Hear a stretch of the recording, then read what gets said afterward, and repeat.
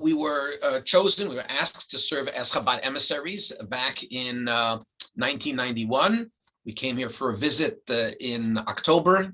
We were first spoken to in September. We came in October or late August. We came for a visit in October and fell in love with Edmonton and returned late November. And it's been 30 years since, just about. Okay, so first I have to preface by saying that contrary to popular misconception, Chabad is not a synagogue. We like to joke around that in a regular synagogue, you have a membership that chooses a rabbi, and by Chabad, you have a rabbi that chooses its membership. So we have chosen the 5,000 or so Jews in Edmonton all to be members of Chabad, whether they like it or not. But be that as it may, Chabad is a worldwide outreach organization which is dedicated to strengthening Jewish continuity through innovative programming.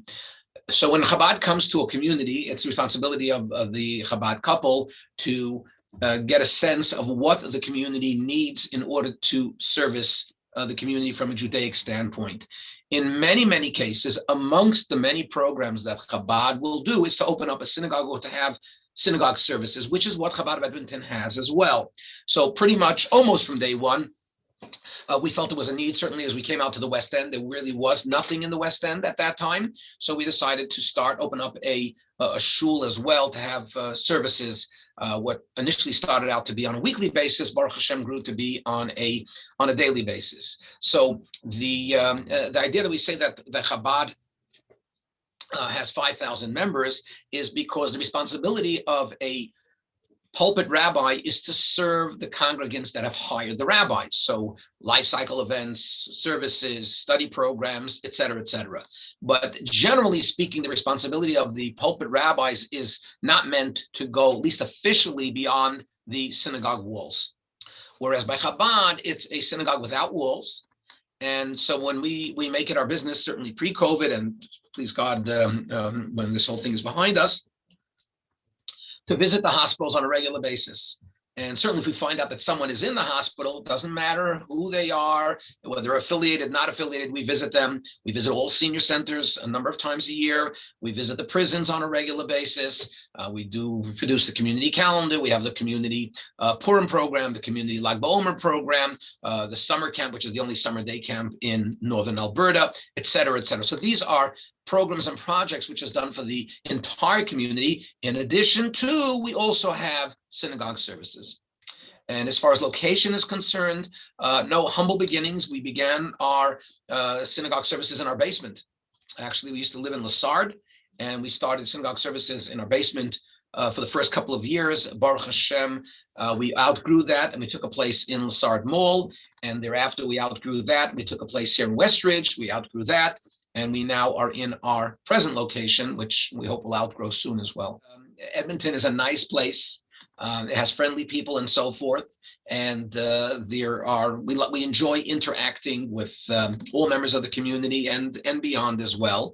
I can say that I can pinpoint any one particular place. I mean, obviously there are places which we have a very strong relationship and a strong connection, such as Talmud Torah, Menorah Academy. We still do many programs at Talmud Torah and have interacted with many of the kids and the staff there. Menorah Academy, which is where my children went to. So we also have a very strong connection with them. Beth Israel, because being a neighbor down the block, we don't have evening services during the week, so we would go there as well. So those are just to name a few places that we've had strong interactions with and built up a very strong relationship with. But as we speak, the Germazian family has announced that they're no longer in the position to fund both the Kollel and the school, the Menorah Academy, which both organizations have been a very, very integral part of the community. Whether you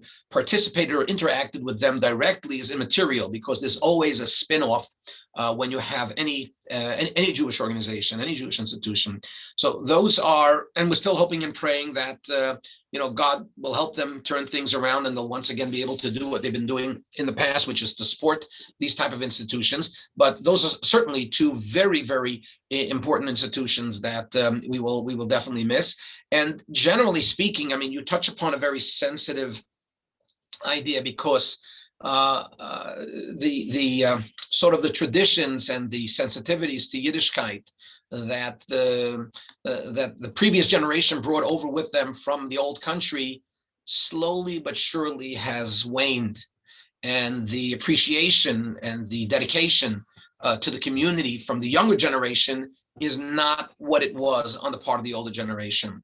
And one of the examples that we like to use to highlight this idea is that between approximately 1962 and 1952 and 1964, in that 12, 13-year period, there were 4 major institutions that were built or renovated. And I'm talking about the Beth Israel, the Beth Shalom, the Chevra Kadisha, and the Chevra Kadisha building, and a refurbishing of the Talmud Torah. And you're talking at a time when the size of the community was a fraction of what it was, and the financial strength of the community was certainly a fraction of what it was today. So despite the fact that we have grown both in numbers and in monetary strength, unfortunately, the type of involvement, if you will, is not there. It's to no one's fault in particular. It's part of the challenge of being successful, if you will, in the new world, and people's interests change and so forth, which is why Chabad feels that much more of a responsibility to imbue and inject as many in the community, if you will, with a sense of pride and belonging and involvement in Yiddishkeit. One of the things that made us, so to speak, fall in love with Edmonton was despite the fact that the weather was cold, but the people are very warm and welcoming. And certainly coming from a place like New York, which is a rough and tumble city, to be exposed to a group of people who are friendly, outgoing, a very strong spirit of volunteerism, coupled with the fact that, like every other Chabad, we are basically funded, supported by the community. We are a by the people for the community organization. And we've, Baruch Hashem, grown. We have 3 full-time rabbis, and we have a budget which is over $600,000 a year, and that's all homegrown. So those are one of the things which I feel very, very humbled and blessed, that we have such a caring and loving community, and that when stroked properly, they will respond, and they have been helpful. The community has been helpful to Chabad on many, many fronts in enabling us to accomplish all that we do. One of the really particularly memorable moments, though, now that you ask, of Chabad, was our very first public candlelighting ceremony at the legislature. It was actually just over a year after we came, because we came a few days before Hanukkah. And even the first year, we did have, even though we only arrived 4 days before Hanukkah, we managed to put together a Hanukkah program at the old JCC on 156th Street, and we had 40 people with just a couple of days' notice and very limited advertising, pre-internet. And the following year, thanks, with God's help and the involvement of the Shire family, who were catalysts in helping us build Alberta's largest menorah, we attracted over 400 people. We were featured on the front page of the Edmonton Journal. Premier Klein, who was recently elected premier, came out and spoke amongst other dignitaries, and it was a jam-packed crowd. And I think that, so to speak, put Chabad on the map in Edmonton, certainly in people's minds as to what is this organization all about, and so forth. So that was a really very, very special moment, if you will, in the annals of Chabad of Edmonton. One of the things which is not unique to Edmonton, but very acute to Edmonton, and that is what is happening now, and this is just part of the entire socioeconomic changes that are taking place in our world, the fact that we're becoming more and more of a global village, and that is that people who are becoming more involved in Yiddishkeit are choosing to move the smaller and the medium-sized communities for the bigger communities. You can't blame them. That's nature. That's also highlighted by, that's also coupled with the fact that most university students will choose to study outside of Edmonton. They'll end up in Toronto, Ottawa, what have you, and in 90% of the cases, they will remain there, and they will choose to build their lives there. So in that regard, we're ending up with to a certain extent, an aging community, to a community with very different needs. And so our focus is constantly shifting.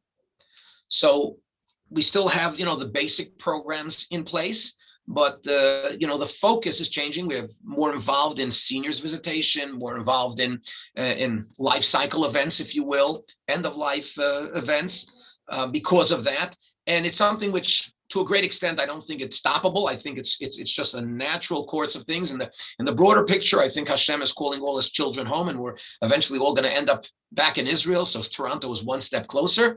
But that is, and especially because of the internet and so forth, we don't have to, like years ago, be in a particular location in order to do what we have to do. Many people can work from their homes, as we're learning from the pandemic. People, so long as you have a computer, depending on the type of job you have, you can work from anywhere in the world. So whereas years ago, a short couple of decades ago, people were, so to speak, married to the city that they worked in, and that's where their income was, that has radically changed. And that has afforded the people the ability to pick themselves up and enjoy more choices for schools, more choices of places to eat, and to be involved in Jewish life. So it's not a trend that we can buck, but it's definitely something that we have to ride the wave, if you will. I think that we all have a responsibility. We have to recognize that we have a mission in this world. We have a destiny. We come from somewhere as Jews. We are God's ambassadors to the world. We're the chosen people. We were chosen. We were given the Torah. We say that every child says that when they get called to the Torah. You chose us from amongst the nations, and you gave us the Torah. We're meant to be a light unto the nations, regardless of where we are. And if we want to ensure that there is Jewish continuity, that begins with us. It's not something that we could relegate to somebody else and say, well, the rabbi, the scholar, the teacher, whoever will take care of it for me. Yes, it may be their field of expertise to guide people, to teach people, etc. But every single Jew, without exception, man, woman, and child, has to ask themselves, what can I do in my own small way to strengthen Yiddishkeit and ensure Jewish continuity in our community? And by everybody doing their little part, we will make a very big difference, and we can be ensured that there will be a Jewish tomorrow here in Edmonton.